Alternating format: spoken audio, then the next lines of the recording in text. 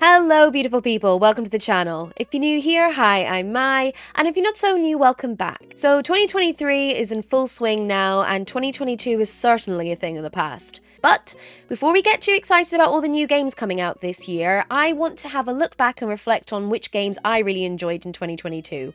Disclaimer, these are games that have only been released in 2022, even though I did play loads of other games released in other years. It also goes without saying that gaming is pretty expensive and time consuming, so please don't be offended if I don't include your favourite game on the list. Here's hoping that by the end of this year I would have played a lot more games and I'd be able to have enough dosh to actually do that. And on that note, let's get stuck in. So I have somewhat of a history with this first game. I seem to remember a few years ago my partner showing me some concept art and an animation of a wee cat running about a neon lit city. At the time, that's all it was, but a while later it was announced that it was being developed into a video game. That game would be none other than Stray. You play as a wee tabby who has been separated by their family and trapped in a dank, dark and decaying city. You must find your way back to them, uncover the strange mystery of the city, and all with your robot companion B12. It goes without saying that I'm a bit of a crazy cat lady, so when I found out any new information about the game, I would just lap it up. I was even more excited when I finally got my hands on it. However, when it was released, many complained about the linear story, easy platforming, and low death stakes. For me though, I found the game pretty refreshing.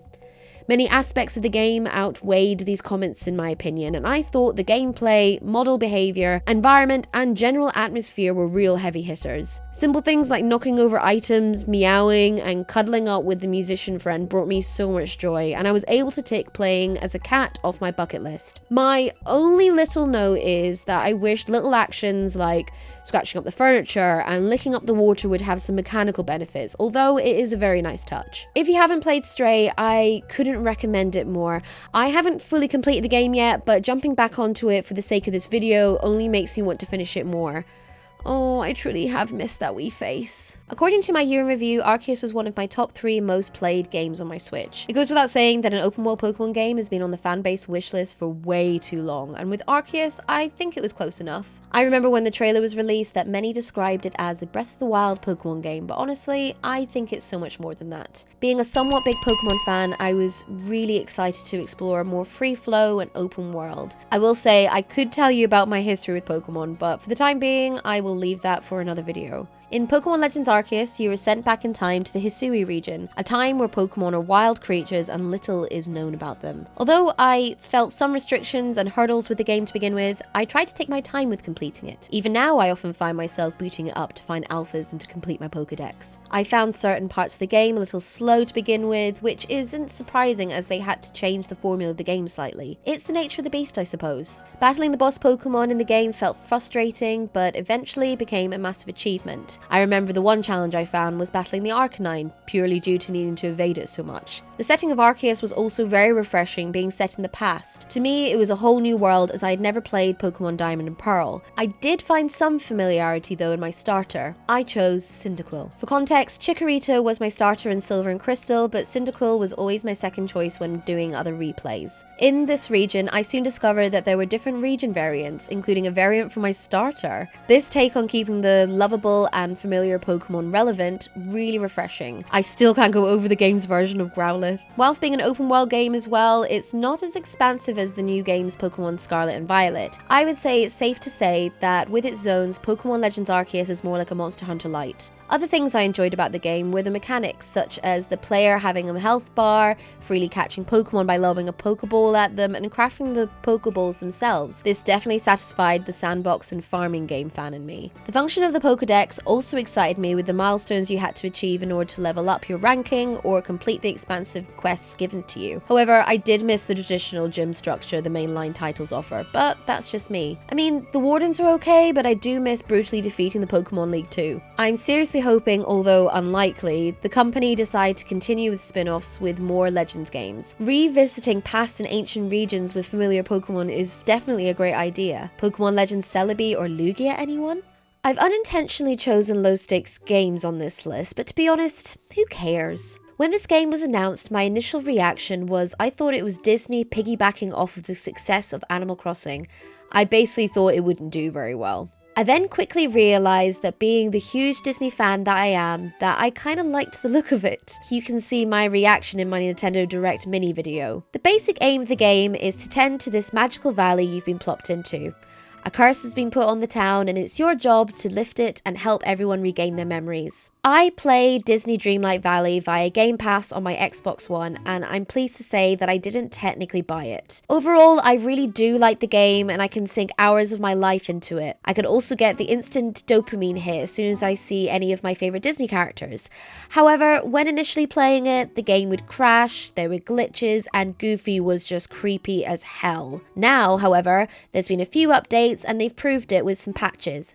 But Goofy is still super creepy. If you're a fan of Disney, of farming or life sims, then I would certainly recommend this game. I will admit that this game is somewhat a Disney skin New Horizons, with the characters being your villagers, but instead there's a much longer storyline and bloody frustrating quests. Don't get me wrong, it's a cute game, it's grindy, but without online guides and friends playing it, I'd be very stuck. The game is expected to be free this year, however, I'm not sure how true that will be. If it is, I hope I'm able to save my progress and they add features such as multiplayer, more lands, and definitely more Disney characters. I am begging for some Aladdin at the very least, as a fair chunk of the characters I've seen available have been from newer movies and not from the films I really grew up with. Just a small note, that's all. And last but not least, the pièce de résistance, Pokemon Violet. Released at the end of this year, Pokemon Scarlet and Violet broke records but also caused some drama. Now that I've completed the game, including post-game content, I really feel like I can give my honest opinion of it. There have been huge glitches, bugs, and disappointment amongst lifelong fans and new players. Saying that,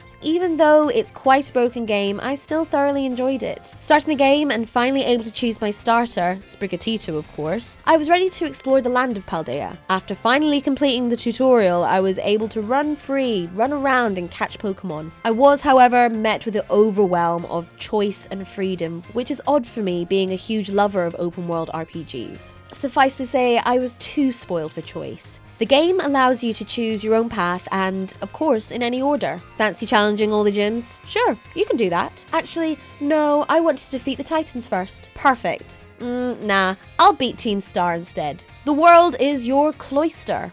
I then made my path bit by bit with my kitty companion by my side, appropriately named after my own cat, Buri. You see, I grew up playing the Game Boy Pokemon games as a child, and in my own imagination, this is what I wished for in a Pokemon game. Seeing wild Pokemon roaming, freedom of movement, relaxing with my Pokemon out of their balls, and even playing multiplayer with a friend without a link cable. The last time I felt this way about a Pokemon game was when I played Blue for the first time. I felt safe. However, I did have some complaints about the game, mostly how Pokemon were stupidly small, items were hard to see on the ground, and features lacking compared to Legends Arceus. I missed being able to just chuck my Pokeball to catch them. I miss the alphas and more obvious shinies, to name the few. Surprisingly, I've personally not been too angry about the strange glitches, as I find them quite funny. It's just incredibly annoying that a well-known company like Game Freak have released a game in this state with such a high price tag. I do have some things I like about the game though. Overall, I enjoyed the story, the landscapes, and the additions to the Pokédex, including the registration animations. I'm also really enjoying the new Terra raids that they're having every other month. I'm hoping that there are more fixes to the game in the near future, and at least some decent DLC, as I know it has potential to be even better.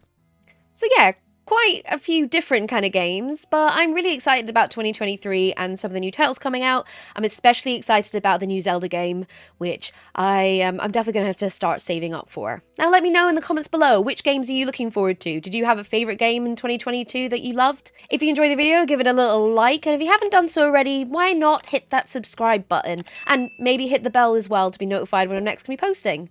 In the meantime, thank you so much for watching, and have a good one. Bye!